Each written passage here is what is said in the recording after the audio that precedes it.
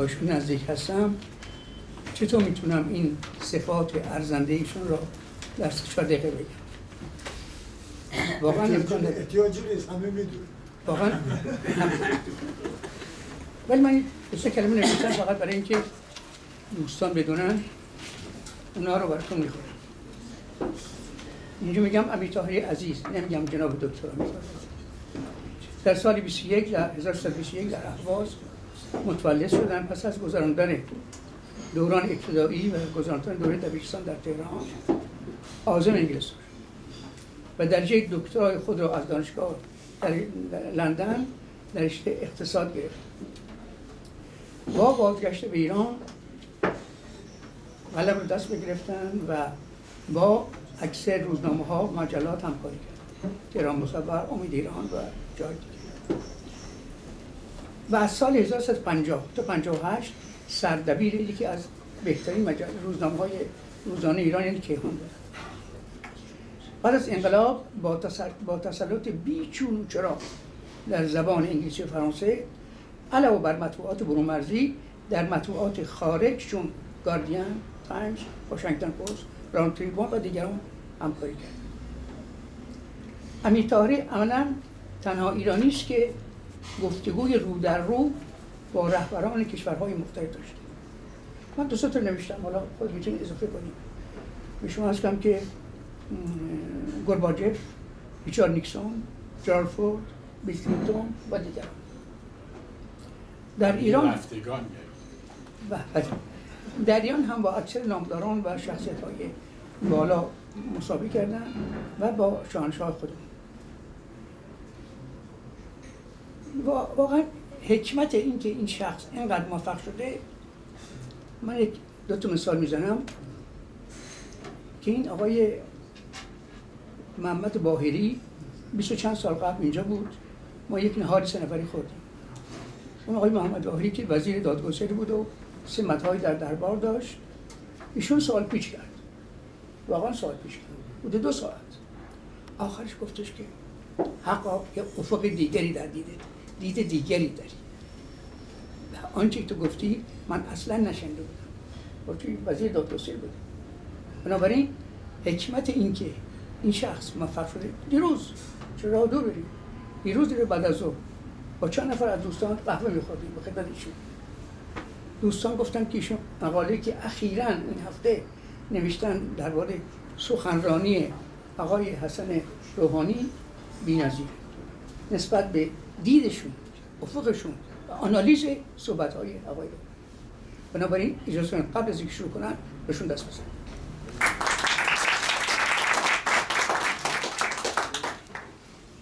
خیلی متشکرم جناب اشراق از این معرفی نسبتاً اغراق‌آمیزی که از بنده کردین، ولی خیلی خوشم اومد در این.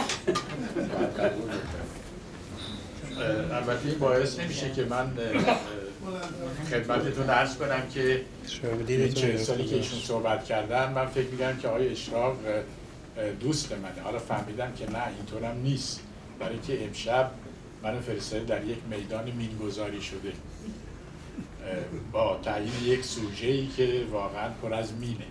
البته الحمدلله منظورشون مین فلسفی. دیگه گفتم الحمدلله دارم راجع به سکولاریسم صحبت می‌کنیم، بعد جوری شروع شد. دشواری صحبت راجع به عنوان بحث امشب این هست که ما با یک لغت وارداتی روبرو هستیم که هنوزم کاملا نمیدونیم چجوری تلفظش کنیم.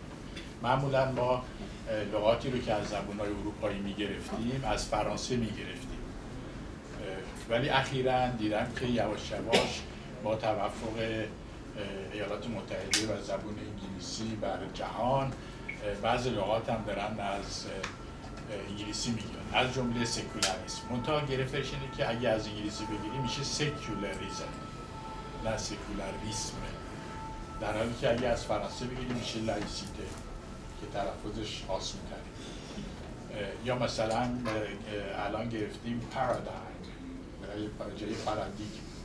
البته میتونیم لغات فارسی در مقابل همه اینا بذاریم، ولی به هر حال وقتی میگیریم همیشه عادت این بودی که زبون لغت‌های فرانسه آسان‌تر وارد زبون فارسی میشن. به یک تخمین در حدود 12,000 لغت فرانسوی در زبون فارسی وجود داره، البته بیشتر لغات علمی و جا افتادن. اما تکلیف این جریان هم که روشن کردیم، یعنی گفتیم سکولاریسم یا لایسیته، بعد تازه در تعریفشون وقت میمونیم که منظور اصلا چی. من از موقعی که جناب مهندس اشراق لطف کردن دستور دادن که من بیام این صحبت رو بکنم، رفتم به فرهنگ‌ها و قاموس‌های مختلف نگاه کردم و دیدم که واقعا یک تعریف خاصی نمیتونیم ازش پیدا کنیم. یعنی سکولار یعنی از لاتین که میاد معنیش این است که مربوط به قرن و مربوط به تاریخ غیر مذهبی، چون این دو جور تاریخ داریم. یه تاریخ مذهبی داریم که یه تاریخ مذهبی داریم که در کتاب مقدس یعنی عهد عتیق و انجیل با سفر آفرینش شروع میشه، یعنی خدا در 6 روز دنیا رو خلق کرده و تمام هستی رو خلق کرده فلان اینا. بعد جریان کارهایی که بنی اسرائیل کردن و کجا رفتن و چی شدن، این چیز تاریخی تا حضرت مسیح و که با مسیح شدن ایشون، البته مسلمانان قبول ندارن که ایشون مسیح شده، ولی به هر حال با مسیح شدن ایشون تمام میشه. بعد حالا صبر بر بکنیم برای زمان دوم که بعد از بازگشت ایشون خواهد، این زمان دینیه. ولی تاریخ نویسای به اصطلاح قدیم، یونان قدیم، روم قدیم و غیره که مسیحی نبودن، به این زمان دینی توجهی نداشتن. اونا به زمان تاریخی توجه داشتن بر اساس وقایعی که اتفاق افتاده، ثبت شده، گفته شده. مثلا هرودوت حالا البته یه مقدار زیادی افسانه پردازی کرده، ولی راجع به مسیح و زمان دینی و اینا چیزی نمیدونسته تا قرن 18 که تاریخ نویسی جدید دوباره در اروپا شروع میشه و تاریخ نویسی غیر دینی، یعنی با توجه به که معروفترینش تاریخ انحطاط و زوال امپراتوری روم هست از گیبون. بنابراین معنی اصلی انگلیسی که تو اولین فرهنگ زبان انگلیسی هم، یعنی فرهنگ دکتر ساموئل جانسون اومده، یعنی سکولار، یعنی زمان تاریخی. بعد در فرانسه هم یعنی مربوط به قرن، les habitudes séculaires، یعنی عاداتی که ما سال‌هاست، قرن‌هاست ادامه داره. بنابراین این نیاز امروزی رو که ما می‌خوایم با این لغت برطرف بکنیم، برطرف نمی‌کنیم. بعد میرسیم به همتای فرانسویش، یعنی لایسیته. لایسیته هم البته می‌دونید هیچ یک از زبان‌های اسلامی در این زمینه لغتی ندارن. حالا بعداً می‌خوایم رو چرا ندارن، چون وقتی شما احتیاجی به یه لغت ندارین، خب ندارین. وقتی احتیاج داری یه دونه یا قرض می‌گیری یا یه دونه درست می‌کنی. مثلا به حساب مرحوم پروفسور ریپکا زبان فارسی 750,000 کلمه داره. از این 750,000 کلمه اگه یه همچین چیزی لازم داشت یه دونه هم اضافه می‌کرد بهش. کار سختی نبودش، بنابراین احتیاج بهش نداشت. ولی اونجایی که احتیاج داشته، مثلا ترکیه آتاتورک، اینا اومدن لغت لایک رو گرفتن که هر وقت با آقای اردوغان صحبت میکنیم فوری میگه که لایکی دولتی، مسلمان جماعتی. دولت لایک و جامعه مسلمانی. ولی بازم ترکام نمیفهمن موضوع چیه اصلا، یعنی میدین چون هیچ تعریف دقیقی ازش وجود نداره.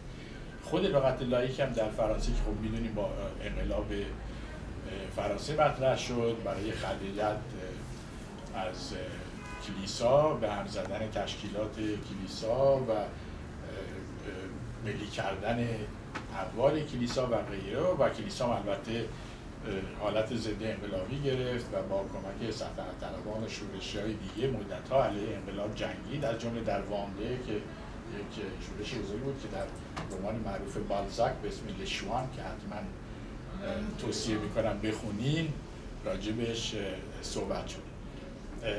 حالا میرسیم به دنیای به اصطلاح اسلام که ما هم جزش هستیم. این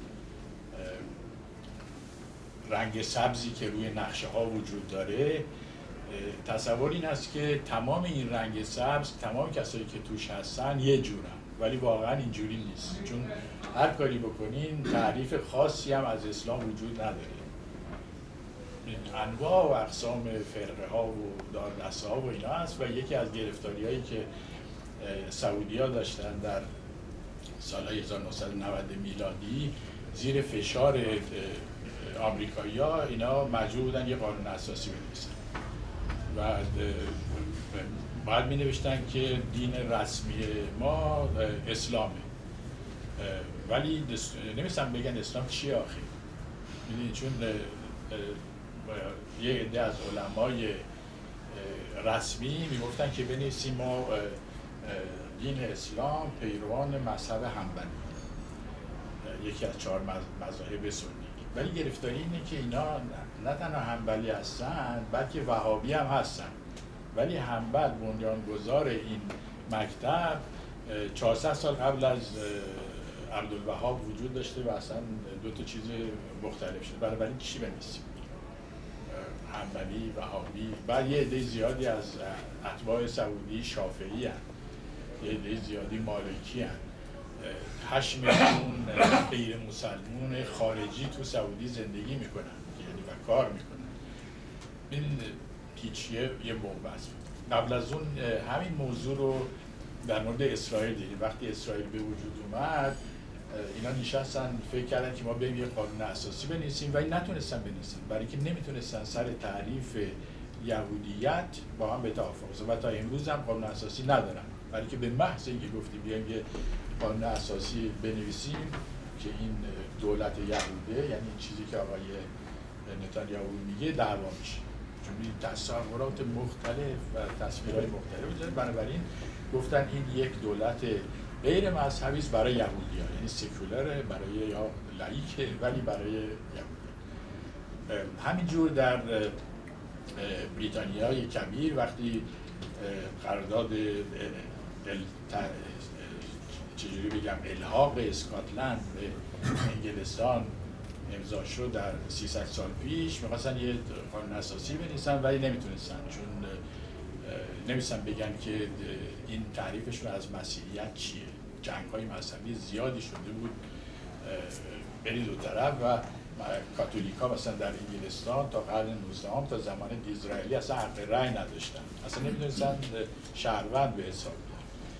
ببینید بنابراین هر جور مسئله دین پیش میاد و آمیختنش با دولت دردسر پیش میاد. اینم من انتقاد از دین نمیگم، یعنی اینجوریه، یعنی منظورم انتقاد از چیز خاصی نیست. بنابراین باید دنبال یه راهی گشت که رابطه بین این دو فضای کاملا متفاوت ولی در این حال به هم پیوسته رو اداره بکنه. یعنی فضای سیاسی شهر یا پلیس که متعلق به همه هست و فضای مذهبی که مربوط هست به افراد و جوامع. در خود اسلام هم که میایم ببینیم که اصولاً تنظیم قرآن خودش یک مسئله بزرگی بود و باعث دعوا بود که در حدود 20 سال کشاکش و اینا بود که اصلا اینو بنویسن و قبول بکنن. آیات زیادی حذف شد، آیات زیادی اضافه شد. مثلا در حدود 20 سال پیش یک هیئت آلمانی باستانشناس در یکی از مسجدهای صنعای نسخه قدیمتری از که قرآن پیدا کرد نسبت به قرآن عثمان که بلافاصله سعودی‌ها اینا خریدن و سکسیداشو خوابوندن اینا، برای که ممکن بود دوباره یک جعبه پاندورایی باز بکنه. ولی این جدایی دین و دولت از آغاز جوامع بشری در عمل وجود داشته. می‌دونیم همیشه انسان نه تنها در فکر زندگی اینجا و اکنونیش بوده، بلکه همیشه و تقسیم این زندگی اینجا و اکنونی، مثلا در کارهای لسکو و اینا همیشه فکرم میکرده که ما اصلا واسه چی اومدیم اینجا، چطوری اومدیم، یه دنیای دیگه ای هست، جریان چیه. میدونی آدم فضول دیگه میخواد بدون جریان چیه. بعد سعی کرده بفهم مثلا چرا رعد و برق میاد، چرا زلزله میاد، چرا یه سال خشکسالیه، یه سال خشکسالی نیست، سیل هست، سیل نیست. این تمام اینا سوالایی به وجود می آورد که علم در دوران نوباوگیش نمیتونست اینا رو حتی مطرح کنه، چه برسه به اینکه جواب بده. بنابراین یه تعریف متافیزیکی لازم بود. ادیان بر اساس ترس به وجود اومد، یعنی ترس انسان از ندانسته. البته میدونین ترس فقط دین رو به وجود نمیاره، ترس ایدئولوژی رو هم به وجود میاره. مثلا ترس از بورژوازی، ترس از نمیدونم چین، ترس از مهاجرین، ترس از سیاها، ترس از خطر زرد یعنی چینیا. ببینید ترس میتونه یک ایدئولوژی غیر به اصطلاح مذهبی رو هم به وجود بیاره. ولی به تدریج با توسعه تمدن فرهنگ انسانی و تجربیات آدما یک عنصر امیدم به این ترس اضافه شد و به این ترتیب دین یک حرکت تکاملی رو شروع کرد. یعنی ترس بود اول، بعد یه امیدم به وجود اومد که اگه ما مثلا با قربانی کردن برای خدایان یا مثلا با دعا خوندن یا یه کارایی که بکنیم شاید یه امید چیز باشه. ولی در تمام این جریانات حرکت دینی از پایین به بالا بود، یعنی از بشر به بالا بود. حتی در یه تمدن نسبتاً پیشرفته‌ای مثل یونان، خدایان عالم گاهی می اومدن مثلا لوس بازی می‌کردن، نمی‌دونم دختر بازی می‌کردن در جامعه بشری، ولی تو امور انسان‌ها به طور روزمره دخالت نمی‌کردن. البته تو جنگ تروی رو یا تروها رو به راه انداختن بر اثر دعوای ونوس و هرا و اینا، ولی برایش این جنبه بازی داشت، دخالت سیستماتیکی در امور بشر نبودش. انسان‌ها اگه می‌خواستن مثلا ببینن آپولو چی میگه، میرفتن به معبدش، یه پولی میدادن به این غیبگویی که اونجا بود، اونم یه جوابی براشون میگفت. یعنی باز حرکت از پایین به بالا. با ادیان ایهایی، یعنی ادیانی که وحی شدن از بالا به پایین، یعنی اساسا دین یهود و دو ورسیون دیگه‌اش یعنی مسیحیت و اسلام، این مسیر از بالا به پایین میشه. خدایان هندو هم اگه بگیم خدایان هستن، اونا هم کاری به کار شما ندارن مگر اینکه شما کاری به کارشون داشته باشید، مشغول دعوای خودشون. حالا با این وضع که پیش اومد، این صحبت پیش اومد که بنابراین اگر خدا دخالت کننده است در کار آدمیان و از جز تا کل، بنابراین یه فاصله‌ای بین دین و اداره شهر یا دولت در بدوی‌ترین شکلش لزومی نداشته باشه، لزومی نداره که وجود داشته باشه. ولی در عمل بازم می‌بینیم که این کار نمی‌کنه.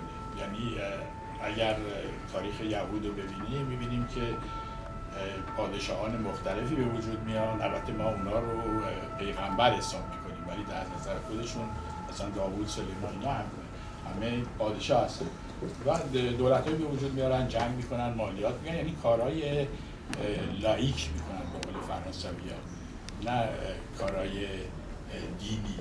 و یه فرقه‌ای هم هستن در کنارشون که یکی از 12 ایل به اصطلاح بنی اسرائیل هستن که اونا متخصص امور دینی هستن و میرن کارهای دینی دارن، ولی در خدمت دولت، نه دولت در خدمت دین. در مورد مسیحیت هم که مسیحیت به عنوان یک دین مظلوم وارد امپراتوری روم شد. امپراتوری روم هم میدونید دین رسمی نداشت. البته از امپراتور فلاویوس اوگوستوس یواش یواش امپراتورها شروع کردن میگن ما خودمون اصلا خدا هستیم، ولی نمیگفتن خدایان دیگری وجود نداره، ما خدا هستیم، مثلا 2000 تا دیگه هم هستیم. ولی موقعی که قسطنطنین مسیحیت رو به عنوان دین رسمی روم اعلان کرد، حالا کی ضمیمه کی شده؟ آیا این دولته که دین رو قبضه کرده یا دینه که دولت رو قبضه کرده؟ بازم می‌بینیم که این دولت هست که دین رو قبضه کرده، چون در مجمع نیسیا که تشکیل میدن که ببینن اصلا مسیحیت چی هست، یعنی تثبیتش بکنن که شروع تمام مناقشات و انفصالات و جنگ‌های داخلی مذهبی مسیحیان هم هست، میشنن یه آش شله قلمکاری درست میکنن از چیزهای مختلف و اینا میگن این مسیحیت همین است که هست و غیر از این هم نمیتونی باشه، هر کی هم به غیر از این هست میزنیم تو سرش. بعد شروع کردن به خراب کردن معابد ادیان دیگه، از جمله بقایا و آثار یونان قدیم رو می‌خواستن از بین ببرن و تا حد زیادی هم موفق شدن. بعد دین حربه‌ای شد برای تسلط جهان شمولی یا توتالیتر دولت بر جامعه که از قضا به طور دیوار انحطاط امپراتوری روم هم از همون موقع شروع میشه.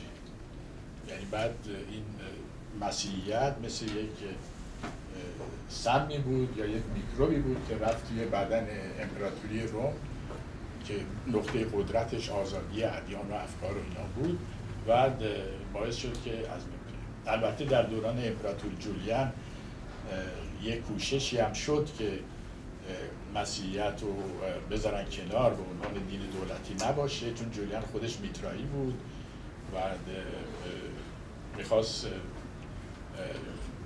میترائیسمو که دین سربازان و نظامیان رومی بود اینو مسلط بکنه ولی نه به عنوان دین رسمی. و متاسفانه یا خوشبختانه جولیان در کرمانشاه کشته شد تو جریان جنگ با ایران. 2 نفر سرهنگ مسیحی والریان والاس که هر دوتاشون بعداً امپراتور شدن با خنجر زدنش و گفتن ایرانی‌ها اینو کشتنش و خلاصه با یه سلام و صلوات، نه سلام صلوات که نمیشه چون اونجوری آوردنش به چیز و بعد دوباره مسیحیت رو تحمیل کردن بر امپراتور. ولی در طرف خودمون نکته جالب اینه که نخستین دولت اقوام ایرانی که به شکل امپراتوری شکل میگیره یعنی امپراتوری هخامنشی، یک امپراتوری کاملا لاییکه و میشه به یه معنا گفت که کوروش کبیر پایه‌گذار لایسیسمه، یعنی جدایی دین از دولت. این البته ادعایی است که زنوفون در کتاب سیروپیدیای خودش میکنه، یعنی آموزش کوروش. یعنی زنوفون یکی از شاگردای سقراط بود که بعد از اینکه سقراط رو کشتن و اینا رفت به ایران، چون موقع یونانی‌ها هر وقت بیکار می‌شدن می‌رفتن تو ایران کار می‌گرفتن، از خود سولون و تمیستوکل و اینا یه دشت البته جاسوس ایرانی‌ها بودن. رفت به ایران و با یه عده‌ای و در جنگ داخلی ایران با در کنار کوروش صغیر شرکت کرد و بعد که شکست خوردن با اون 10,000 نفر دوباره برگشت به یونان و که شرحی شد در کتاب آناباسیس یا حرکت به طرف سرزمین بلند گفته که اونم کتاب جالب. ولی در سیروپیدیاد نقل میکنه که کوروش دستور داده بود که همه ادیان آزادن، هر انسانی آزاده که در هر جای دلش بخواد زندگی بکنه. بعد البته می‌دونید کوروش باز دستور داده بود که یهودی‌ها آزاد بشن، برن به بیت المقدس و معبد خراب شدهشون رو به خرج خود امپراتور ایران این شاهنشاه ایران دوباره بسازن. البته می‌دونید این جریان کوچیکی بوده. به نظر من کوروش خودش هم مطلع نبوده که اصلا یهودی‌ها کیان، اورشلیم چیه و از این حرفا، ولی به هر حال ببینید چون بعد از در تاریخ زیاد بزرگ کردن این خیلی موضوع مهمی شده. ولی جالب اینجاست که معبد هنوز تمام نشده بود موقعی که کوروش مرد و کامبوجیه یا کامبیز دستور داد که خرج ساختن این معبد دیگه ندن و به ما چه خودتون بریم که خیلی تصمیم لاییکی بود بسید. ولی بعد متوجه شدن که کوروش دستور داده که شخص امپراتور باید پول اینو بده که دادن بعضا. ولی به هر حال این سیروپیدیا تبدیل شد به قرآن یا انجیل لایسیستا در طول تاریخ. اولین اشاره رو بهش می‌بینیم حتی در جمهور افلاطون که اریستوتلس یکی از شاگردای سقراط صحبت میکنه از نوع حکومت کوروش که درش هر کسی خدای خودش رو میتونه داشته باشه و این درست برعکس تزی است که افلاطون ارائه میداد، یعنی حکومت فلاسفه و نخبگان و غیره که باز میده یه نوع الیتیسم خاصی بود با یه دکترین خاص. بنابراین در مباحث یونان شناسی میگن زنوفون آموزش کوروش نوشت برای تصحیح جمهور افلاطون، یعنی این دوتا با هم. بعد از اون انعکاس این کوروشگرایی رو در سیسرون میبینیم که سخنور و سیاستمدار و حقوقدان معروف رومی بود که البته میدونی یک چیزایی هم راجبش میگن مثلا این پول میداد یه جایی رو آتیش بزنن، بعد چون یه شرکت آتش نشانی داشت و وقت میرفت آتش رو میاد، ولی میدونی خدا هر که سر کار باشه یه چیزی ازش در میاد. ولی به هر حال این در یه نامه مفصلی که به برادرش کوینتوس نوشته، کوینتوس برادرش استاندار اینجایی است که الان سوریه و لبنان و نمیدونم فلسطین و این چیزا هستن، این لوانت و بهش توصیه میکنه که آموزش کوروش مال زنوفون بخونه و ازش یاد بگیره. باز این ادامه پیدا میکنه تا میاد به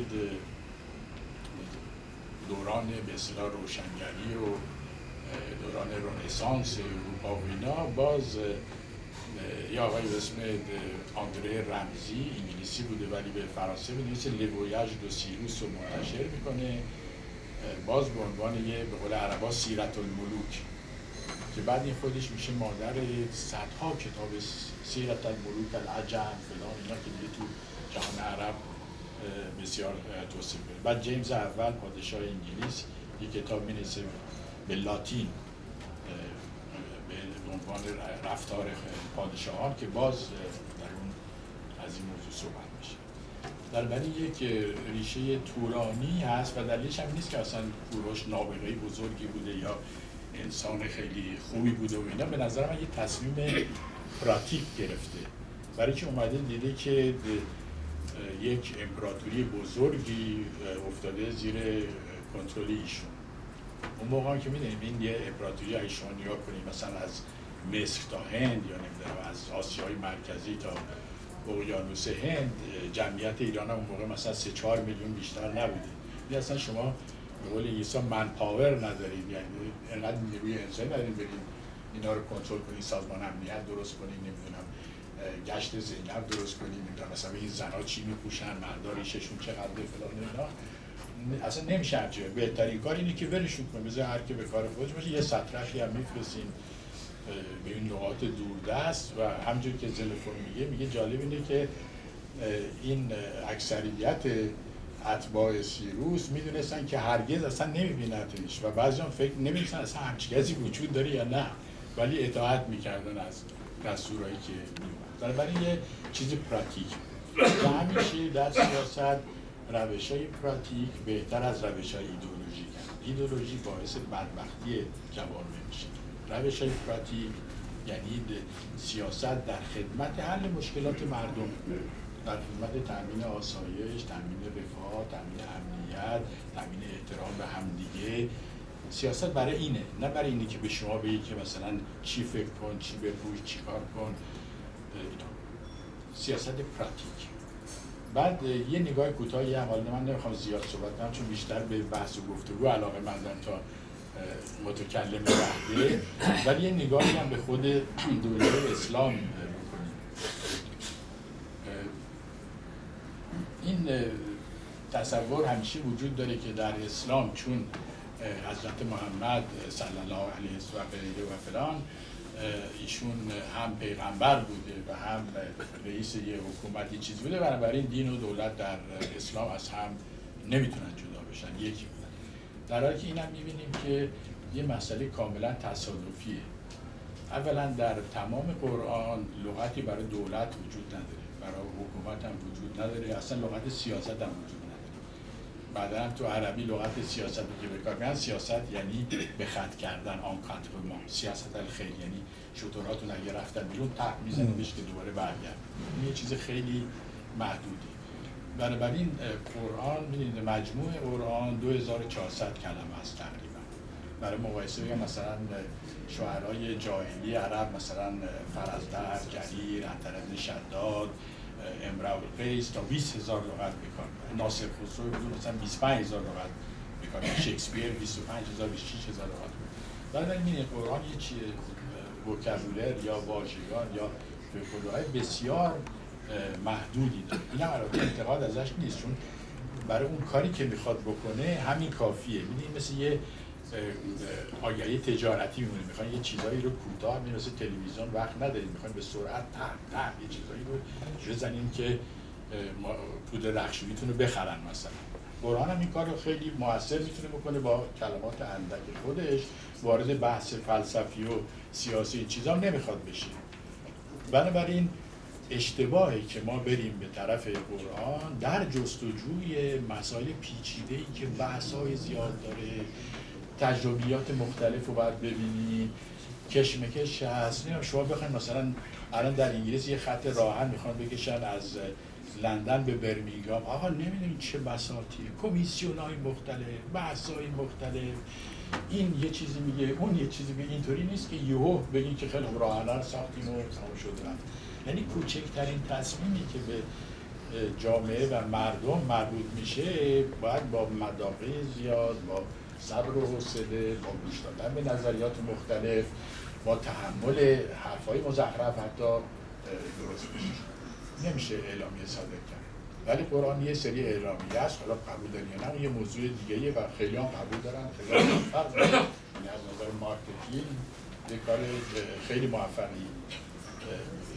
بعد خود جریان ریاست حضرت پیغمبرم اونم تصادفی بود. ایشون 10 سال مشغول فعالیت بود در مکه، ولی موفقیت زیادی به دست نیاورد. در حدود 20 نفر رو تونسته بود مسلمان بکنه که اونم فامیل خودش بودن، پسرعمو و نمیدونم داماد و عمه و اولی خانم خودش و از حرفا، ولی موفقیت زیادی نبود. اونم باز خوب یا بد اینجا مطرح نیست. بعد یه روزی یه هیئتی از قبیله خزرج که یکی از قبایل یثرب بود که بعداً شد مدینه نبی، اومدن که ازشون دعوت کنن که بیاد به یثرب، چون اینا با یه قبیله دیگه به اسم اوس دعوا داشتن و میخواستن یه حکمی رو پیدا بکنن که نه دین اینو داشته باشه نه دین اون. چون میدونم موقع هم در عربستان قبل از اسلام دین آزاد بود. در خود مکه 320 تا بت وجود داشت و بازار مکاره اوکاس که تشکیل میشد یه دم بت‌های خودشون رو از جای دیگه می‌آوردن و خلاص هر کار دلش می‌خواست می‌کرد و هیچ کی نمیگفت که بت من بهتر از بت توه. هر کی میرفت طرف بت خودش و باهاش مبارزه می‌کرد. بعد حضرت پیغمبر خلاصه میری که بین اوس و خزرج حکمیت بکنه که مولوی هم اشاره بشه یک جوانمردی از خزرج آمده است که